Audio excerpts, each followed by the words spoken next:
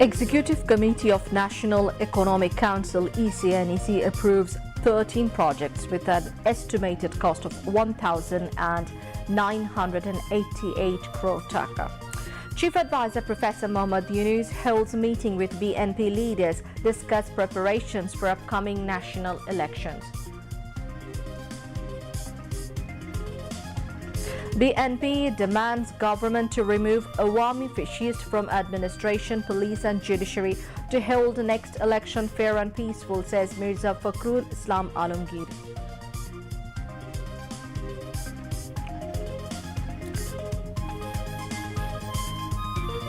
US-based International Republican Institute delegation meets Chief Advisor IRI to send at least 10 international observers for national elections in next February. Government decides to increase house rent of teachers and staff of MPO included educational institutions by 15% in 2 phases. Teachers will return to classes from tomorrow, says Education Advisor.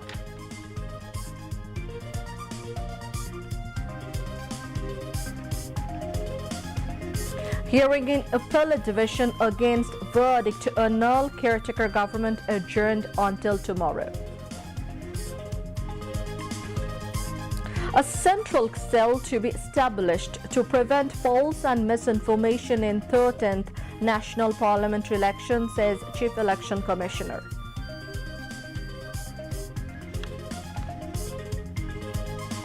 Appropriate measures to be taken if any kind of negligence found in fire incident at cargo village of Hazrat Shah Jalal International Airport, says Civil Aviation Chairman.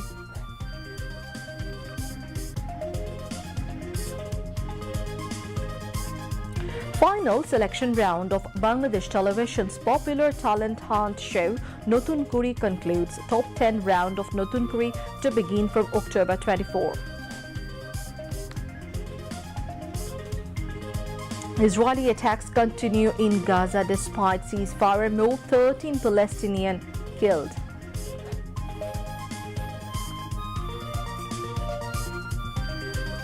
Sanai Takaichi elected as Japan's first female prime minister.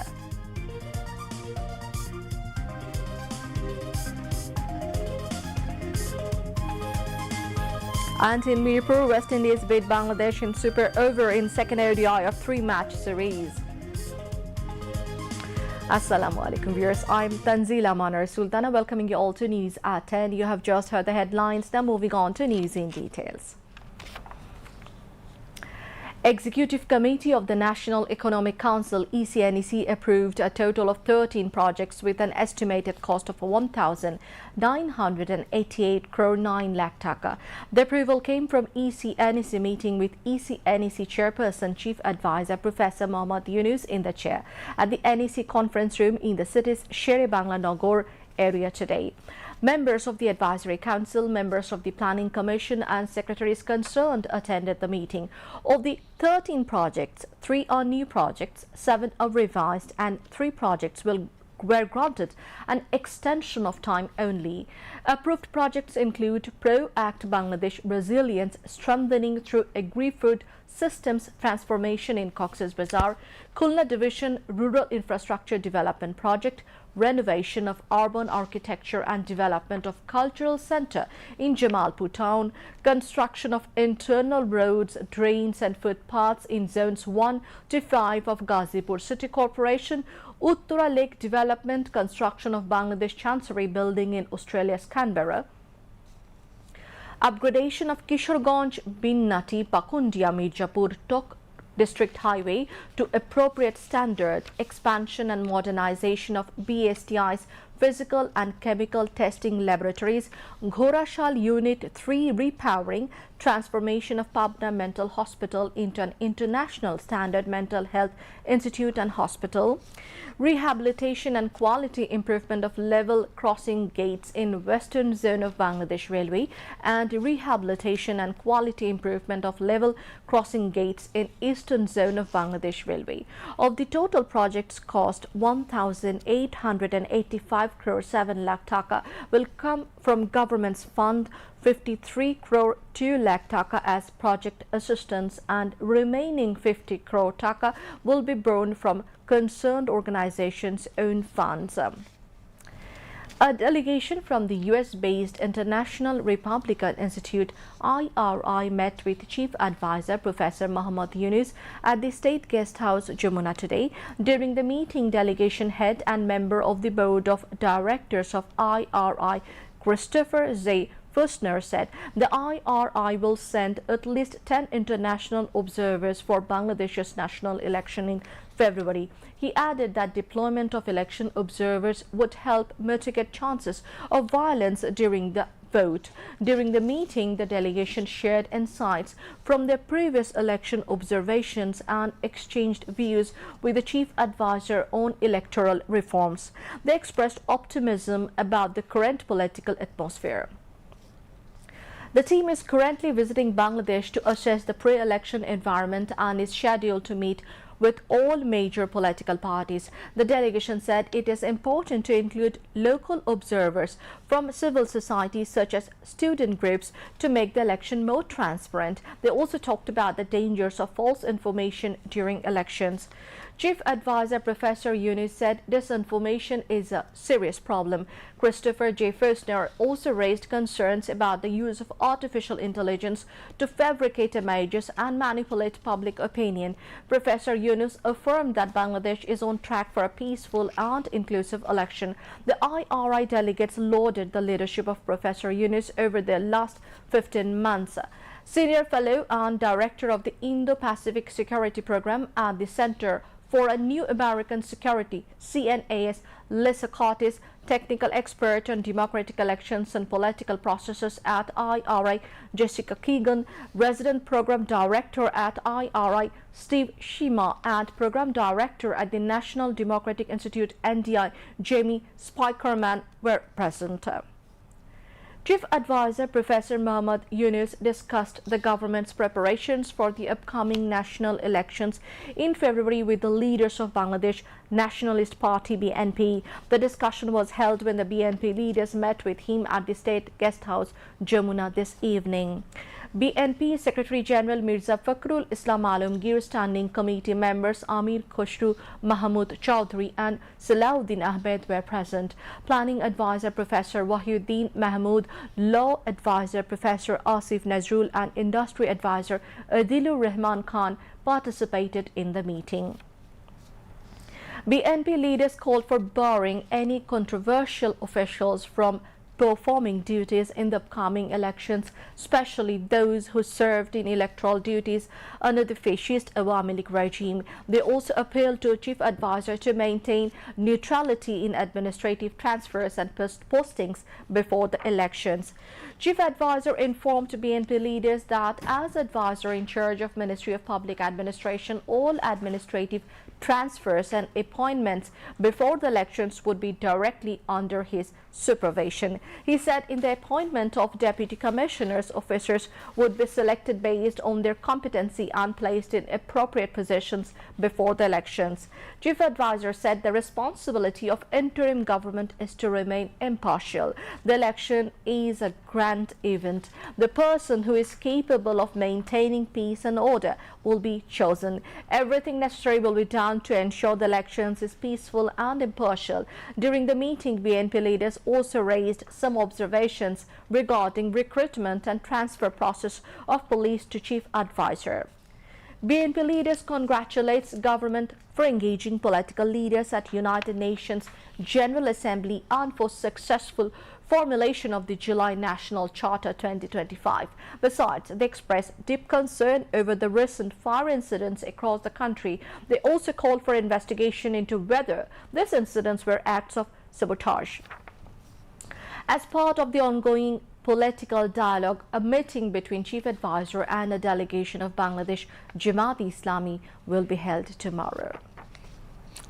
BNP Secretary General Mirza Fakhrul Islam Alamgir placed demand to the government to remove the Awami fascists from the administration, police and judiciary to ensure a free, fair and peaceful election.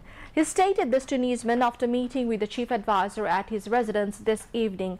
Fakhrul expressed the hope that the current interim government will certainly play the role of caretaker government in the upcoming election. The government has decided to increase the house rent allowance for teachers and employees of MPO-listed educational institutions by a total of 15% in 2 phases. In the first phase, the allowance will be raised by 7.5% and another 7.5% will be added in the next fiscal. Education advisor Professor Dr. C.R. Abrar Ahmed announced the decision during a briefing at the Secretariat today. He also stated that teachers will return to classrooms starting tomorrow. The International Crimes Tribunal has adjourned until tomorrow the presentation of arguments by the state-appointed lawyer on behalf of 3 accused, including Sheikh Hasina, in the case of crimes against humanity committed during the July mass uprising. The tribunal gave the order after the presentation of arguments on the 7th day today at the 3-member International Crimes Tribunal 1, headed by Justice Ghulam Murtuja Majumdar. The government-appointed defense lawyer Amir Hussain presented arguments on behalf of Sheikh Hasina for the 2nd consecutive day. Earlier, Chief Prosecutor Tajul Islam presented arguments 5 days in a row at the tribunal, analyzing the background of the case and statements of the witnesses. During the submission of the arguments, the state-appointed lawyer of the defense presented his statement about the allegations against Sheikh Hasina as the top individual who instructed indiscriminate killing by using lethal weapons. The proceedings of the ICT was broadcast live on BTV News and Facebook page of prosecution. The lawyer of the state side will get opportunity to counter arguments after submission of arguments by the state-appointed lawyer for the defense. After the completion of arguments, the case will reach at the verdict stage. Besides Sheikh Hasina, former Home Minister Asaduzzaman Khan Kamal and former IGP Chaudhry Abdullah Al Mamun are accused in this case. Meanwhile, the International Crimes Tribunal has set October 29 as the next date for recording testimonies in the July movement case, which involves 7 murders, including the burning of 6 bodies in Ashulia Savar. The 3-member judicial panel of Tribunal 2, headed by Justice Nazrul Islam Chaudhry, issued the order today after completing the 14th day of testimony. In today's session, the tribunal recorded the testimony of Sub-Inspector Abdul Barek. With this, the tribunal has so far completed the testimonies of 19 witnesses in the case. The Appellate Division's full bench has adjourned the hearing until tomorrow on the appeal seeking the reinstatement of the caretaker government system.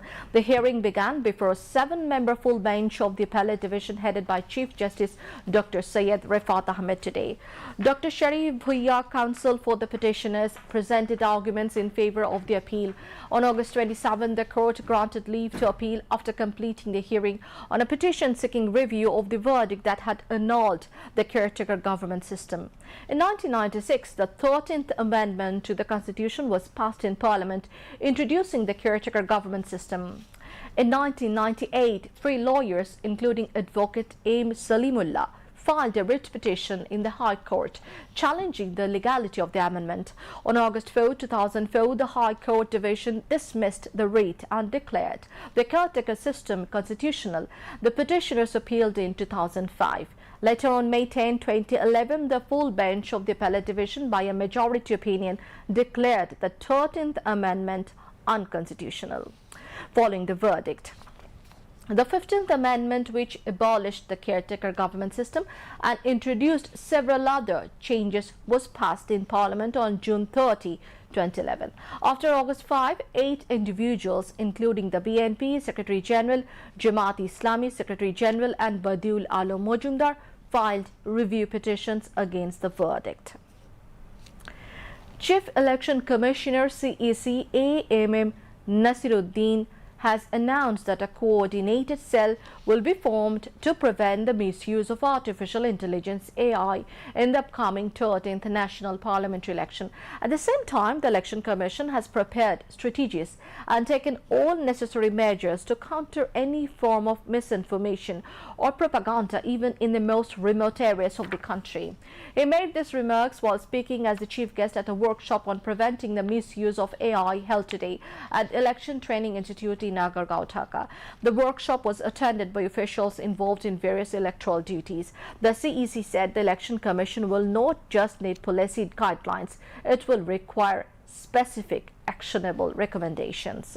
The seminar was presided over by EC Senior Secretary Akhtar Ahmed and attended by the 4 election commissioners along with officials from the EC, NT-MCS, BTRC, law enforcement agencies, UNDP, university faculty members and journalists. A total of 80 participants took part in the seminar. Civil Aviation Authority of Bangladesh CAB Chairman Air Vice Marshal Muhammad Mustafa Mahmood Siddiq today said that appropriate action will be taken if any negligence is found in connection with the fire at the cargo village of Hazrat Shah Jalal International Airport. Speaking at a press conference, the CAB chairman dismissed allegations that fire service vehicles were barred from entering the site, saying the delay occurred because goods were piled up on the runway near the cargo village. Firefighters could not enter due to the stacked cargo and the responsibility lies with other agencies working in that area, he said. He further added that all necessary measures were taken in line with the protocols of the International Civil Aviation Organization. Moving on to international news.